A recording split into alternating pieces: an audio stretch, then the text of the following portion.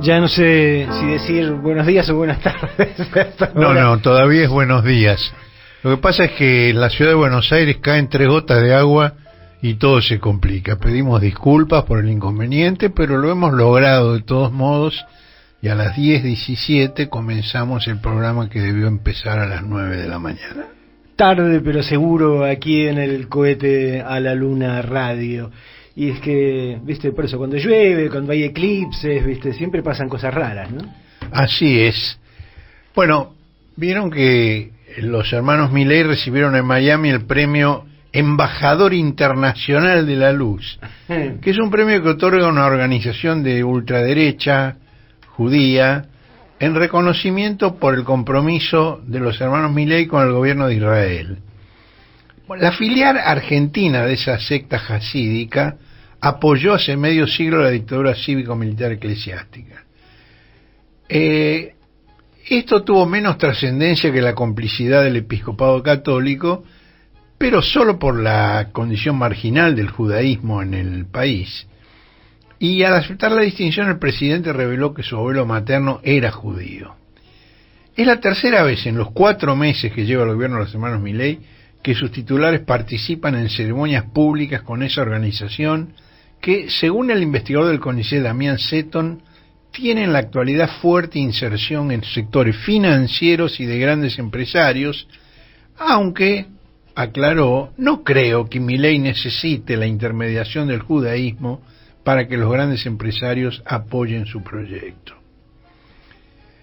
En la denominación de ese premio Embajadores de la Luz parece un sarcasmo, porque los tenebrosos métodos empleados por el gobierno israelí han generado el espanto y el repudio universal, con la excepción, según los votos en Naciones Unidas, de Estados Unidos, la Argentina y Paraguay.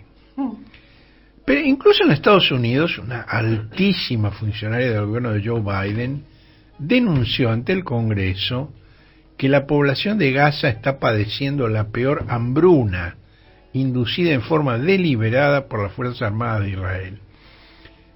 No es una funcionaria menor, es una personalidad internacional, es Samantha Power, que actualmente dirige la estratégica Agencia de Apoyo a Estados Unidos al Desarrollo, USAID, que es una sigla, pero si la lees como una palabra es USAID, Ayuda en Estados Unidos. Bueno, en el Congreso, Power dijo que 1 de cada 3 chicos de Gaza padece aguda desnutrición. Es un personaje con relevancia propia. Hace 2 décadas ganó el premio Pulitzer por un libro sobre la incapacidad de Estados Unidos para prevenir los genocidios. Pero, digamos, ya no es una funcionaria de nivel secundario como algunos que renunciaron o fueron separados previamente por criticar el genocidio de Israel en Gaza. El apoyo político, económico y armamentístico de Estados Unidos para la consumación del genocidio en Gaza se ha convertido en el talón de Aquiles de Biden en la contienda electoral con Donald Trump. Ahora, mientras los hermanos Milei celebraban en Miami, un ataque aéreo israelí en el centro de la Franja de Gaza causó la muerte a 3 hijos y 3 nietos de Ismail Haniyeh, jefe del buró político de Hamas. Haniyeh dijo: con este dolor y sangre creamos esperanzas, un futuro y libertad para nuestro pueblo, nuestra causa y nuestra nación. Bueno, esta asociación entre la sangre vertida y la representatividad política es propia de una concepción teocrática. A mí me hizo recordar la entrevista que Gabriel García Márquez le hizo en abril del año 77 a Firmenich. Ahí el dirigente político dijo que la organización que conducía no había hecho nada para impedir el golpe, porque lo consideraba parte de la lucha interna del movimiento peronista, y que se había preparado para soportar en el primer año un número de pérdidas humanas no inferior a 1.500 bajas. Explicó que fueron menos de las previstas y que en el mismo periodo la dictadura se había desinflado, mientras que nosotros gozamos de gran prestigio entre las masas y somos la opción política más segura para el futuro inmediato. García Márquez no pudo menos que reparar en ese escandaloso desprecio por la vida, no solo de los enemigos, sino también de los propios compañeros. Uno de esos compañeros, Mario Montoto, intercambió en Buenos Aires regalos con la jefa del Comando Sur, general Laura Richardson, a quien entrevistó para su revista DEF de Defensa. Siempre imaginativo, ¿no? El reportaje fue publicado por Infoemba, que según el ahora detenido espía Marcelo Sebastián D'Alessio, sería propiedad del propio Montoto. Infoemba. En la actualidad Montoto preside la Cámara de Comercio Argentino-Israelí. Es decir, se ha convertido en un asociado entusiasta de Israel, cuando en la época de la entrevista de Firmenich con García Márquez, fue uno de los organizadores del entrenamiento de militantes montoneros en Líbano y Siria por parte de la Organización para la Liberación de Palestina. Bueno, esta conversión es uno de los enigmas pendientes en el conocimiento de la historia de la guerra sucia militar contra la sociedad argentina. Es como si Anille, al que le mataron 3 hijos y 4 nietos, se convirtiera en traficante de parafernalia bélica e inteligencia israelí. Bueno, un misterio similar al de Montoto envuelve la situación de la actual ministra de Seguridad, Patio Bullrich, que era colaboradora de Montoto en aquella época. Si bien ella no tenía la relevancia organizativa por su edad, que sí tenía Montoto. Como quien no quiere la cosa, mira, oh casualidad, ¿quién era que decía oh casualidad? El señor Araña, ¿quién era? No sé, oh casualidad, la frase oh casualidad. La visita de Milei a Estados Unidos, para reforzar su adhesión incondicional a la política del gobierno ultraderecha de Israel, fue el momento elegido por los jueces de casación Carlos Maíquez y Diego Barroetaveña para firmar, como si se tratara de un fallo judicial, una serie de conjeturas sobre los atentados de 1992 a la Embajada de Israel y de 1994 a la Haya, que la Haya es la conducción política de las instituciones judías, en cuyo edificio también funcionaba la Mutual AMIA. El misterio es por qué se habla siempre de atentado a la AMIA. El atentado fue a la Haya, que era la conducción política, y la AMIA estaba en el mismo edificio. Según estos jueces, los 2 atentados fueron concebidos por la República Islámica de Irán, definida como Estado terrorista, y ejecutados por Hezbollah. También designaron esos atentados como crímenes de lesa humanidad, lo cual le va a permitir a la Haya la búsqueda de sanciones internacionales contra el régimen de los ayatolás. Uno de los jueces, Barroetaveña, el año pasado, también, junto con el otro juez Daniel Petrone, revocó el sobreseimiento de Cristina por la firma del memorando de entendimiento con Irán, y dispusieron que se realizara el juicio oral y público.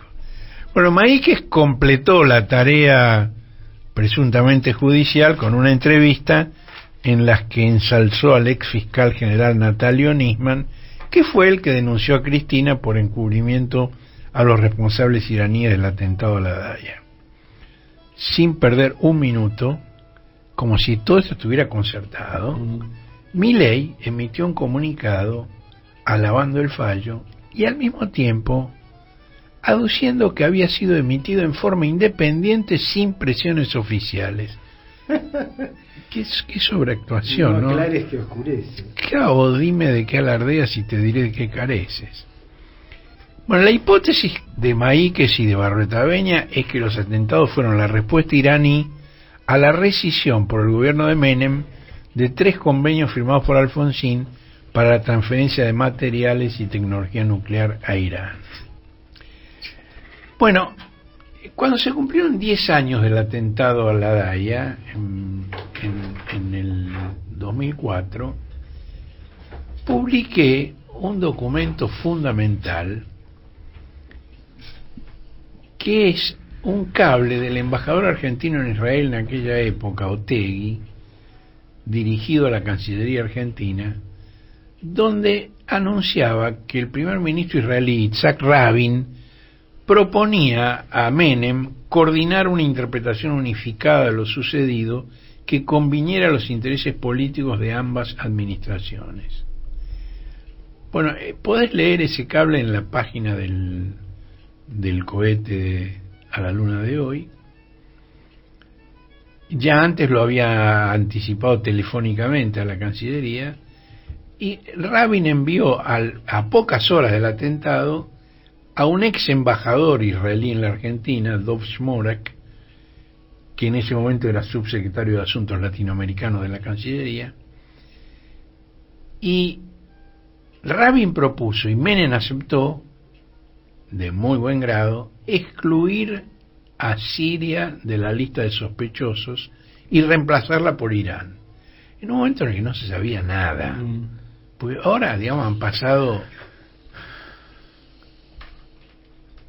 décadas y más o menos se conocen, pero en aquel momento, al día siguiente del atentado, no se sabía un pomo.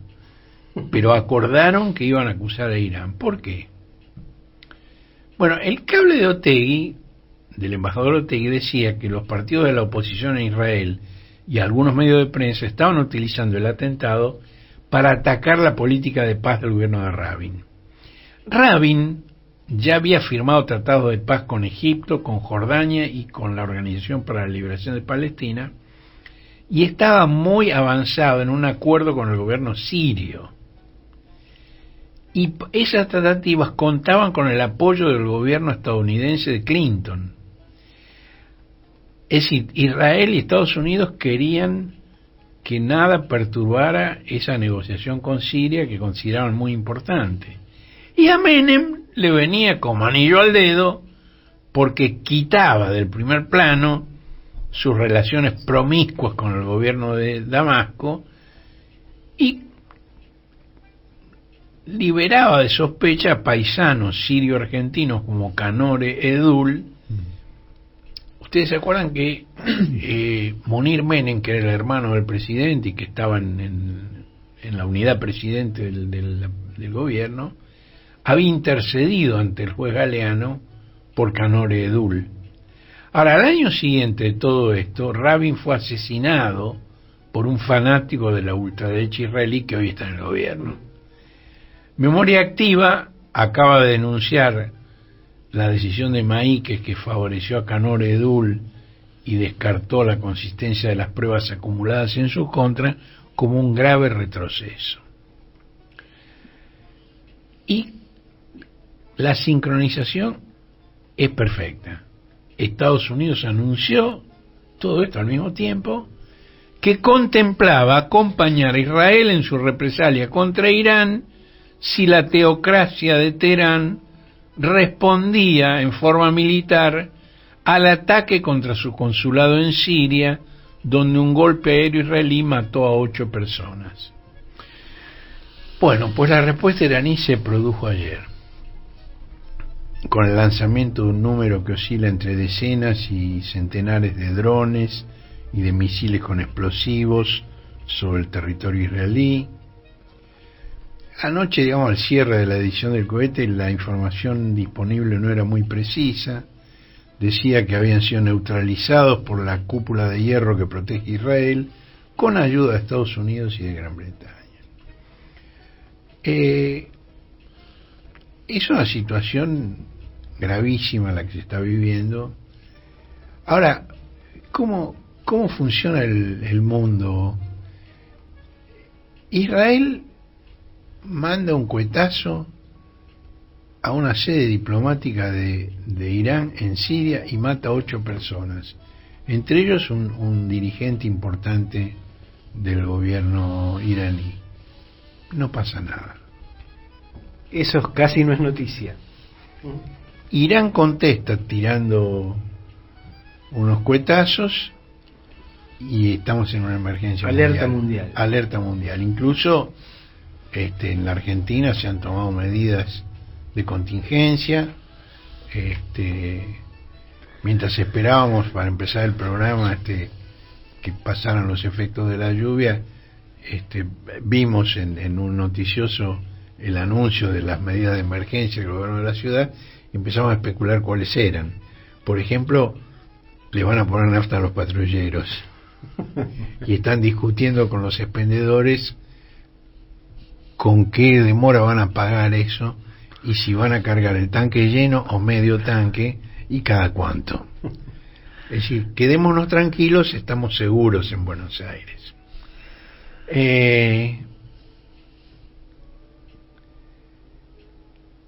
La conducción iraní anunció que no iba a haber más lanzamientos. Además, mandaron unos drones lentos que son fácilmente detectables, apuntaron a unidades militares. Digo, 8 o 10 horas de demora hasta que llegaron. O sea, es un tiempo de sobra para prepararse. Así es. Pero bueno, Irán le advirtió a Estados Unidos que no se metiera y que no tirara más tiros en un lugar donde ya sobran. Ahora, hace muchos años que Netanyahu quiere arrastrar a Estados Unidos a una confrontación directa con Irán. Y hasta ahora los distintos gobiernos de Estados Unidos se abstuvieron de hacerlo. No lo hizo Obama, no lo hizo Trump, no lo quiere hacer Biden. Porque entienden, viste, que una guerra con Irán no es una cosa menor, ¿no? Ahora, hay un libro reciente de un corresponsal, de un columnista del diario de Israel, Haaretz, que es un diario de izquierda, un diario progresista, cosa que en el contexto de Israel es raro porque está todo corrido a la derecha y a la ultraderecha, que se llama, voy a poner el título en castellano, El fin de Israel, despachos desde un sendero a la catástrofe. Y el autor, Bradley Borston, dijo que Netanyahu está conduciendo a Israel a su capítulo final debido a sus problemas judiciales donde enfrenta procesos por corrupción. Quiere que el mundo acuse a Israel de genocidio y de apartheid, de ocupación violenta y de limpieza étnica, de modo que hay que aclarar, quiere que lo acusen de eso y por eso lo está haciendo, ¿no? De modo que los israelíes crean que el mundo nos odia y que solo él puede salvarlos. Hay un comunicado de la Cancillería argentina, formalmente nuestro. Sí, bueno, yo no usaría la primera persona del plural para la Cancillería de Milei. Dijo que la Argentina reconoce el derecho de los Estados-nación a defenderse. Ahora, según como lo veas, eso es lo que está haciendo Irán, en respuesta a la agresión israelí. De todos modos, me parece que esta confrontación entre dos fundamentalismos teocráticos es por donde se la mire un riesgo grave para la paz mundial, y la Argentina se ha colocado voluntariamente en la línea de fuego de un conflicto ajeno. Esto es muy, muy grave. En la entrevista interminable de más de 3 horas que le concedió al canal de YouTube Neura, Milei consiguió el milagro de que por un momento Alejandro Fantino pareciera un periodista. Milei reiteró que iba a trasladar la embajada argentina de Tel Aviv a Jerusalén, para lo cual, por cierto, necesita una autorización que el Congreso difícilmente le dé. Y entonces Fantino le hizo una pregunta obvia: ¿y no pensás en las consecuencias que eso puede tener para el país? Y Milei le contestó que la Argentina, antes del anuncio, ya estaba en el radar de Hezbollah. ¿De dónde te crees que vinieron los 2 atentados? Nosotros ya estamos en el mapa. La diferencia es si somos cobardes o nos plantamos del lado del bien. Bueno, esta sobreactuación de Milei tenía que continuar esta semana, cuando planeaba enfundarse otra vez en un uniforme militar para probar uno de los 24 aviones estadounidenses obsoletos que la Argentina se propone comprarle a Dinamarca. Son las mismas máquinas que Ucrania no aceptó ni regaladas porque no están en condiciones de enfrentar a un adversario con pertrechos de última generación como Rusia o como Gran Bretaña. Pero la crisis por los ataques intercambiados por Israel e Irán lo convencieron a Milei de suspender ese viaje. Bueno, dijo que suspende el viaje para venir a la Argentina para coordinar con los líderes occidentales la respuesta. Él estaba en Miami, iba a ir de Estados Unidos a Europa, pero para coordinar con los líderes occidentales viene a la Argentina. Y porque las comunicaciones son mejores desde acá. Claro, seguramente. claro, sí, gracias a Starlink de Elon Musk. Bueno, la Cancillería también anunció que se cerraban en forma temporal las embajadas argentinas en los distintos países de Medio Oriente y que se creaban 2 comités de emergencia para prevenir ataques iraníes en la Argentina. Ahí donde se planteó el tema de ponerle nafta a los patrulleros y otras medidas de igual eficacia. La generala Richardson celebró que la Argentina encarara un programa de modernización de las Fuerzas Armadas y anunció que también planea venderle más de 2 centenares de blindados. Milei quiere convencer, o tal vez convencerse, de que ese es el camino hacia la recuperación de las Islas Malvinas, que de repente entraron en su mira. Y la afirmación también de los derechos argentinos en la Antártida. La confusión de Milei es la misma que ensegueció a la Junta Militar que presidía Leopoldo Galtieri. ¿Se acuerdan de ese majestuoso general de etiqueta negra? Y mirá cómo interpreta Milei, escucharlo a Milei, cómo interpreta la presencia de la generala Richardson. ¿Cómo resolverías el tema de Malvinas? Nadie tiene una propuesta para eso, yo sí. ¿Y cuál es tu EPA? ¿Tienes propuesta para recuperar Malvinas? Sí, claro. Lo del otro día fue el mayor acto de soberanía de los últimos 40 años, porque al hacer una base militar en Ushuaia, nos avala el reclamo sobre la Antártida. Lo que hay que reclamar y lo que hay que volver a tomar nuestras islas, que son nuestras. ¿Y Ushuaia es la capital de qué? Tierra del Fuego. ¿Y qué más? Malvinas. Claro, Georgia, Sangre del Sur y todo el espectro marítimo. Es el primer paso para empezar a pensar la recuperación de Malvinas. Dale, que la saquen del ángulo, dale. O sea, moviste esa pieza pensando que a futuro podemos pedir que Malvinas vuelvan a nuestro territorio, que son nuestras. Es fantástico. Ha habido varios presidentes en distintos países del mundo que antes eran cómicos, estandaperos. Jimmy Morales en Guatemala,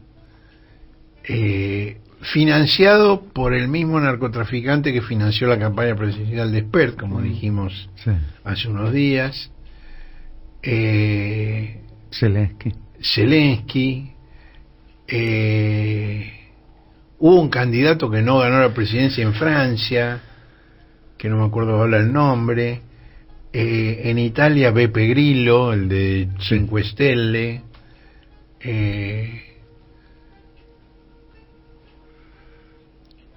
Es decir, la política internacional o la política de esos países es una risa y a veces da ganas de llorar. Ahora, la diputada patriota Julia Estrada presentó un pedido de informes que contradice la presunción presidencial sobre la importancia de entregarle la base a Estados Unidos en la puerta de entrada de la Antártida, del Estrecho de Magallanes, de las Malvinas. El pedido de informe dice que entregar a un país extranjero una iniciativa en curso es una cesión de soberanía. Iniciativa en curso porque las obras de la base naval integrada ya habían comenzado hace 2 años como iniciativa propia de la Argentina, propia y soberana. Milei no pidió la venia al Congreso, que la Constitución fija para disponer el uso y enajenación de tierras nacionales y para autorizar el ingreso de tropas extranjeras. También vulneró el orden institucional federal porque ni lo aceptaron, ni siquiera se enteraron oficialmente la provincia de Tierra del Fuego, Antártida e Islas Atlántico Sur. Y Milei también reveló que el rol de Estados Unidos no se limitaría a la construcción de la base y del polo logístico, sino que se extendería a su operación. Entonces Julia Estrada pide informes sobre los recursos presupuestarios que se asignaron para esto, los recursos materiales o financieros que va a aportar, que aportó ya o que va a aportar Estados Unidos, qué actos administrativos determinaron la aprobación de la participación de Estados Unidos, y pide con detalle de fecha, autoridad firmante, número de expedientes, dictámenes jurídicos, económicos, financieros y técnicos previos, que por supuesto no existen, igual que con el endeudamiento de Macri con el Fondo Monetario. Todo eso, digamos, son formalidades que las rellenaron después, y la justicia, la misma Cámara de Casación miró para otro lado y dijo no pasa nada, está todo bien. También pregunta sobre el ingreso de tropas estadounidenses al territorio nacional, y en particular de la provincia de Tierra del Fuego y espacios del Atlántico Sur en este año, la cesión de terrenos, edificios u otros recursos materiales a Estados Unidos, la participación de la provincia de Tierra del Fuego en la programación de las obras, etcétera, etcétera. También su colega Agustina Propato, también diputada patriota, presentó un proyecto, pero no pidió informe, sino de resolución, en el que repudia sin atenuantes el anuncio oficial. Y por último, radicales y lilitos, que en el año 2022 habían presentado un pedido de informe sobre la construcción de la base y el polo logístico, en el que mencionaban con suspicacia la posible participación de China, ahora guardaron significativo silencio. Es decir, si alguien dice que algo tiene que ver China, te zampan un pedido de informes. Si el presidente dice que Estados Unidos tiene la base allí, no pasa nada. Bueno, así estamos, ¿no? Digo, es bien significativo. Bueno, esta suma de episodios concatenados en torno de los gobernantes y sus alianzas, más que embajadores de la luz, los presentan como responsables de un eclipse que convierte el día en noche. Otro tema, el plan de lucha anunciado por la CGT. El gobierno se desconcertó porque con la reunión del miércoles pasado creía que había desactivado esa posibilidad. Es decir, al comienzo, en los primeros días del gobierno de Milei, el ministro de Interior, Guillermo Franco, se reunió con la CGT y le dio una serie de seguridades de que no se iba a avanzar con la reforma laboral. Y Milei firmó el decreto 70, donde justamente hizo lo contrario de lo que había dicho Franco. Desde entonces no había habido otro contacto oficial entre el gobierno y la CGT. La CGT tiene relación con el actual secretario de Trabajo, Julio Cordero, desde hace 2 décadas, porque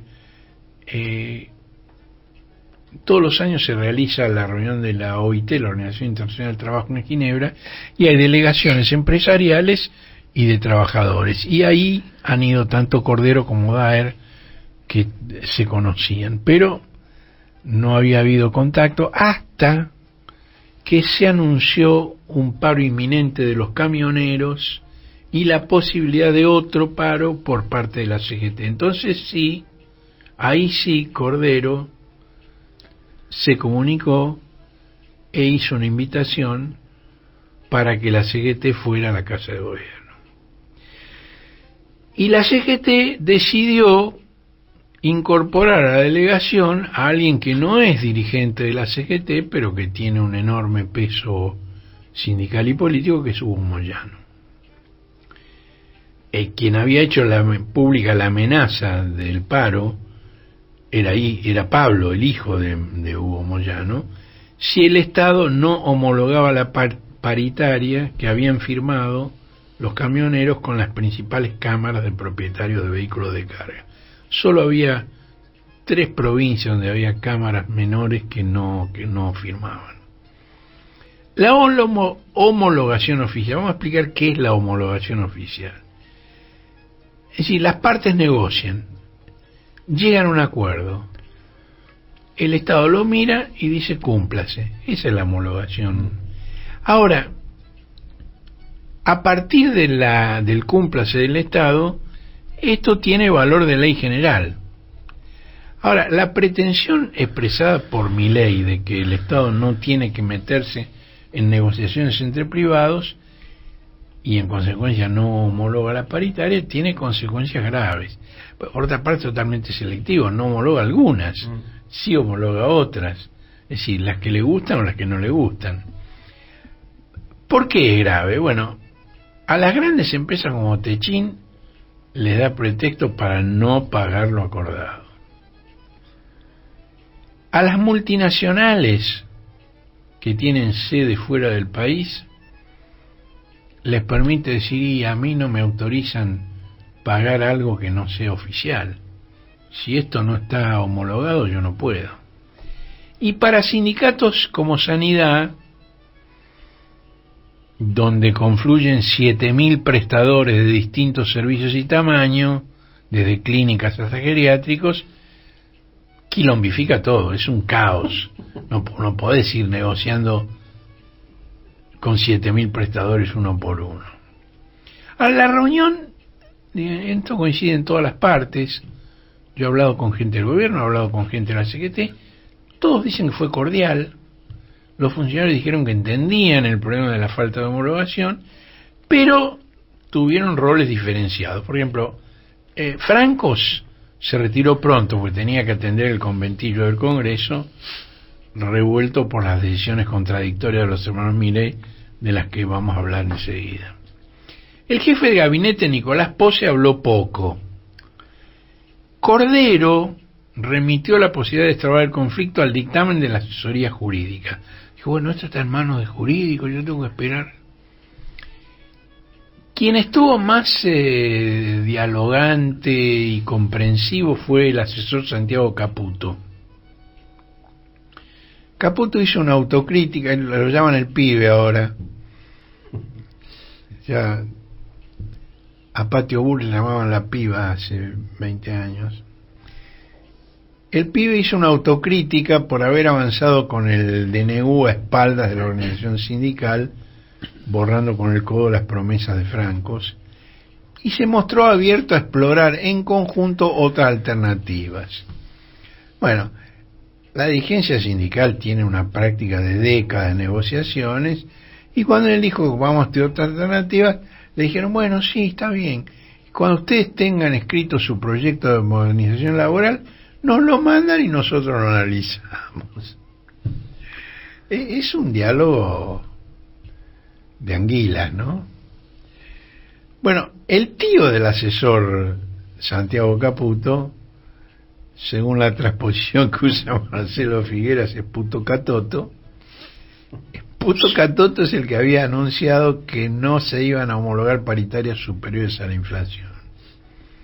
Ahora, la penuria de Puto Catoto para conseguir dólares se agravó esta semana cuando la presidenta de la Sociedad Rural de Rosario, Soledad Aramendi, declaró, nada menos, que los productores se van a sentar arriba de sus granos y a vender lo mínimo indispensable para pagar insumos y alquileres.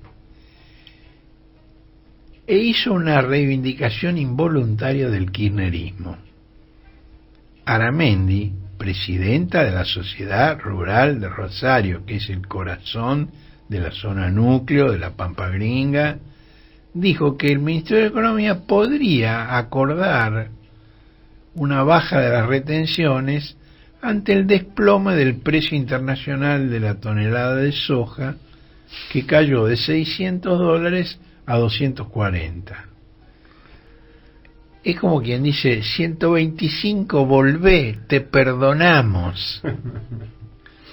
¿Cuánto tiempo hemos perdido? ¿Hace cuánto? 16 años. Qué necedad increíble, ¿no? 16 años.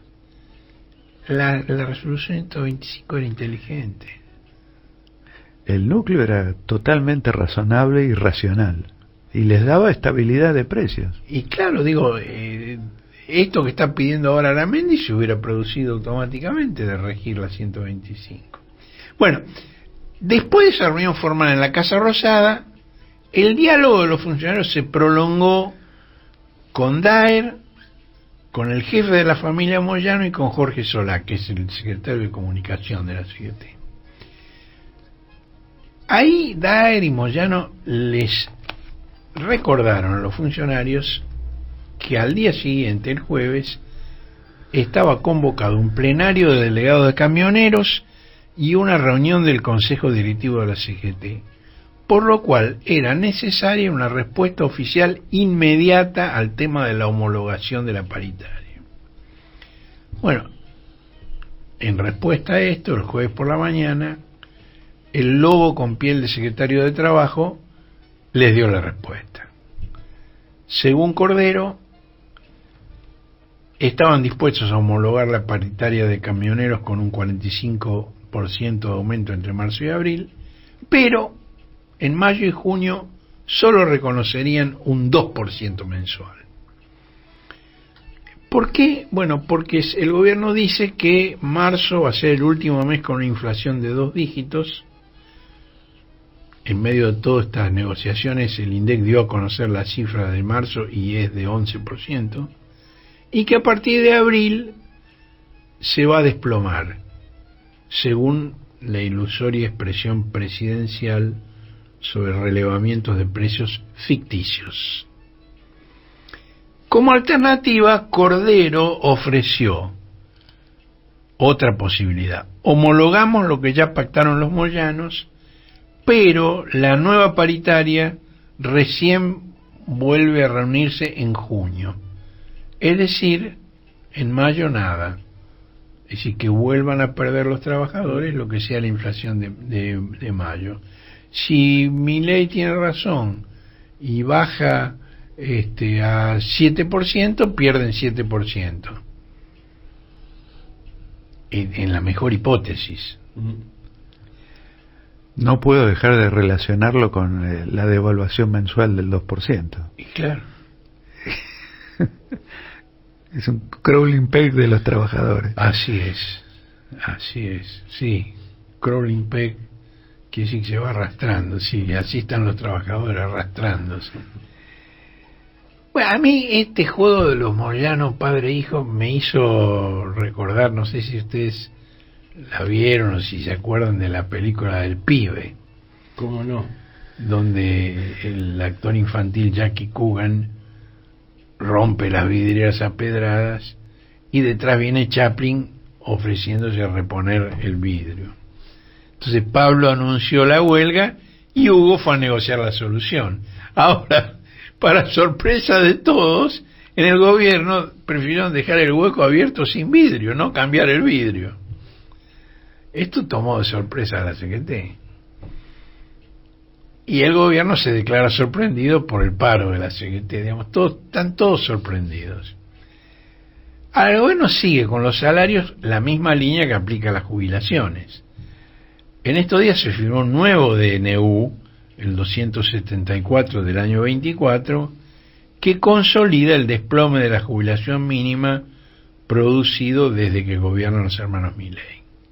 Hay un estudio de Mariana González para el centro Cifra de la CTA que muestra la caída del poder adquisitivo del salario tanto con como sin bonos, porque hay los bonos que se pagan para compensar.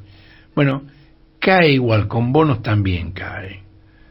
Ahí tenemos dos gráficos muy claros allí. Bueno, la CGT, digamos, anunció no solo un paro, sino un plan de lucha.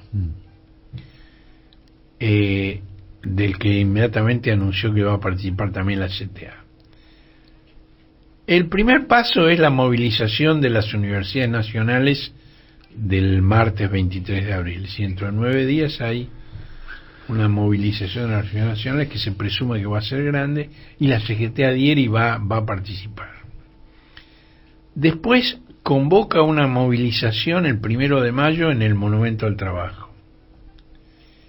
y finalmente para durante 24 horas, pero sin movilización, el 9 de mayo. Bueno, en la reunión del del Consejo Directivo del jueves 11, el triunviro Carlos Acuña propuso que el paro fuera por 36 horas, pero fue descartado. Un dirigente se burló, dijo: no va a venir Barrio Nuevo a corrernos por izquierda ahora. Y desde el gobierno se consolaron con una expresión de deseos. Dicen: falta casi un mes para el paro general y las negociaciones van a continuar. Y entre tanto se ilusionan con una posibilidad, que a mí me parece remota, de que se apruebe un proyecto de reforma laboral presentado por el bloque de la Unión Cívica Radical que preside Rodrigo Pegame, llamame Marta de Loredo, cuyo antiperonismo se traduce en la disposición a hacer el trabajo sucio para el gobierno. Ahora, la capacidad del gobierno de los hermanos Milei para encarajinar las cosas más simples colma cada vez la capacidad de asombro. El 6 de febrero, la inexperiencia hizo caer el tratamiento de la ley ómnibus. Milei le dijo al presidente del bloque de diputados, Oscar Sago, que no continuaran con el tratamiento artículo por artículo del proyecto, que ya había sido aprobado en general, porque habían perdido la votación en varios de los incisos del artículo 5. Y Sago entonces levantó la mano y dijo: mociono para devolver el proyecto a comisión. Y no tenían la más puta idea que, de acuerdo con el reglamento, un proyecto que vuelve a comisión pierde la aprobación en general que ya habían conseguido con 144 votos. Bueno, Sago trató de dejar su responsabilidad en el presidente de la Cámara de Diputados, Martín Alexis Menem, Mame, y le atribuyó el fracaso a la inexperiencia de Mame. Ahora, a Sago se la cobraron 2 meses después. Sago propuso y las comisiones aprobaron la designación de la ex periodista Marcela Pagano como presidenta de la Comisión de Juicio Político de la Cámara de Diputados. Pero desde Miami por teléfono Karina Milei la bajó de un ondazo, y ya que estaba también volteó al propio Sago, quien fue reemplazado al frente del bloque por Gabriel Bornoroni, que es el armador de Karina en Córdoba. Bornoroni posee varias estaciones de expendio de combustible en Córdoba, es un empresario pequeño. Sago dijo: bueno, pero yo tuve la aprobación presidencial para nombrar a Pagano, yo lo consulté con Milei y Milei me dijo: metele. Pero el propio Milei llamó luego a Pagano para que aceptara la decisión del jefe. Como parte del reordenamiento dispuesto por Karina, también se puso punto final al romance de Milei con una imitadora de Cristina. Hubo un comunicado oficial diciendo: nos queremos mucho, pero tenemos compromisos en distintos países, la relación a distancia es muy difícil. Bueno, lo que queda por ver es en cuántas partes se va a romper el pequeño bloque de diputados libertarios. Bueno, los hermanos Milei se ponen a ampliarlo en la próxima cita electoral dentro de 1 año y medio. Ahora, 1 año y medio en la Argentina es el largo plazo de Keynes, en el que, según Keynes, justamente estaremos todos muertos.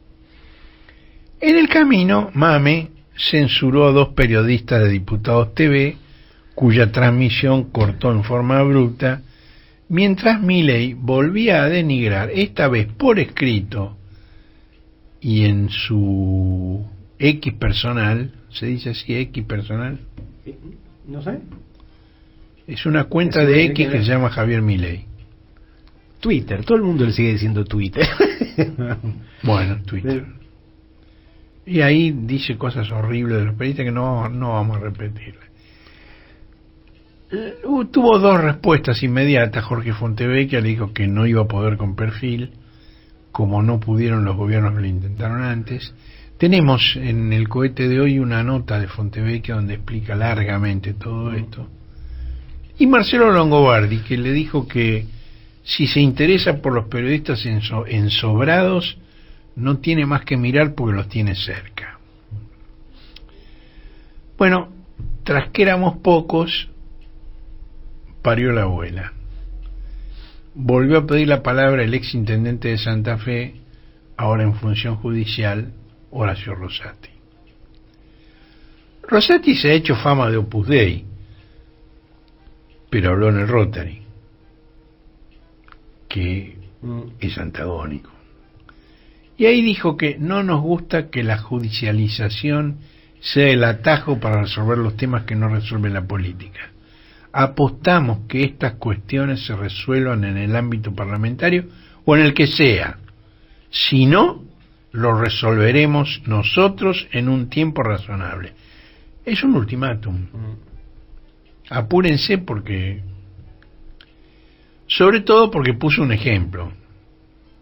Dijo que la Constitución señala que el Estado debe favorecer a la población en cuestiones como la educación o la salud. Esto ya es más que un ultimátum, es una amenaza directamente. Y agregó que la Corte no interviene sobre decisiones políticas, pero sí puede fallar sobre sus consecuencias. Y dijo, como en 2017, cuando la Corte se pronunció sobre la razonabilidad o confiscatoriedad de las tarifas de servicios públicos. Bueno, volvamos a Karina. Su irrupción electoral altera los cálculos de todas las fuerzas políticas. Macri, Mauricio, no su primo inteligente, ya estaba furioso contra quien llama la tarotista o la vendedora de tortas por internet por abrir la afiliación a Libertad Avanza en la capital. Ahora, yo hablé con algunas personas que vieron las cuadras de cola en Palermo para afiliarse y no menoscabaría ese proceso. Hubo muchas cuadras de cola para afiliarse. Ahora, pluriclasistas la cola. Pluriclasista, efectivamente, sí, como sí. el voto por Milei. Sí. Y como antes el voto por Menem. Y como hubiera sido el voto por la dictadura si en un par de años hubieran convocado elecciones. Ahora, si el oficialismo fortalece sus propias filas, el Calabrés pierde una carta de negociación muy importante ante Milei, que lo elogia siempre pero que no le da pelota. Si alguien pensó que la designación como ministro de Defensa y Seguridad de los candidatos a presidente y vice de Juntos por el Cambio implicaba alguna forma de cogobierno, ya ha aprendido que Patio Bullrich y Luis Petri tienen juego propio y que sienten por Macri menos lealtad que por Milei por razones obvias. Ahora, esto en cuanto a Macri, a Juntos por el Cambio. Ahora, el peronismo, que gobierna la provincia más importante del país con 37% del padrón electoral, no puede olvidar que su victoria el año pasado ocurrió frente a una oposición dividida. Iba Píparo por un lado y Grindetti por otro, ¿no? Exactamente. Si el año próximo la oposición se uniera detrás de la Gran Hermana y de su asociada Patio Bullrich, el resultado podría ser otro. En una elección que además es solo legislativa, no tiene el arrastre del Ejecutivo. Además, al toque de guerra de Jorge Ferraresi contra el kirchnerismo, se sumó el anuncio de Juan Grabois de que encabezará una lista de diputados en territorio bonaerense. Si vos tenés por un lado a Ferraresi y por otro lado a Grabois. Y si la atendés a Ferraresi, por otro lado estaría la Cámpora. Cristina observa en silencio y sonríe con cierta mordacidad. Nadie maneja el silencio tan bien como Cristina. Cuando todos están esperando que diga algo, ella no dice nada. Y cuando nadie lo espera, se larga con un documento que da vuelta a todo. Ahora, todos actúan como si los votos de Cristina fueran propios. Ahora, yo me pregunto, ¿quién va a ordenar este pandemonio si ella sigue concentrada en el análisis de las variables económicas y deja que ellos resuelvan como puedan los despellejamientos electorales? Que es la actitud que ella ha decidido adoptar. No se va a meter. Ahora, Axel Kicillof, el gobernador, no puede ser reelecto porque ya lo fue una vez. Entonces, no le queda más remedio que apuntar a la presidencia. Está obligado a eso. Ahora, las posturas agresivas de Ferraresi o de Grabois conspiran contra ese objetivo. Es decir, dividen el frente propio, cuando por el contrario la actual oposición y al mismo tiempo gobierno nacional se está uniendo. Me pregunto si el avance de Karina no va a llamar a la realidad a estos eyaculadores políticos precoces. El cohete a la luna radio, un desplazamiento estelar, con Horacio Verditsky, Marcelo Figueras y la participación de Josefina Bolis y Guillermo Hernández. Domingos de 9 a 12 por AM 530.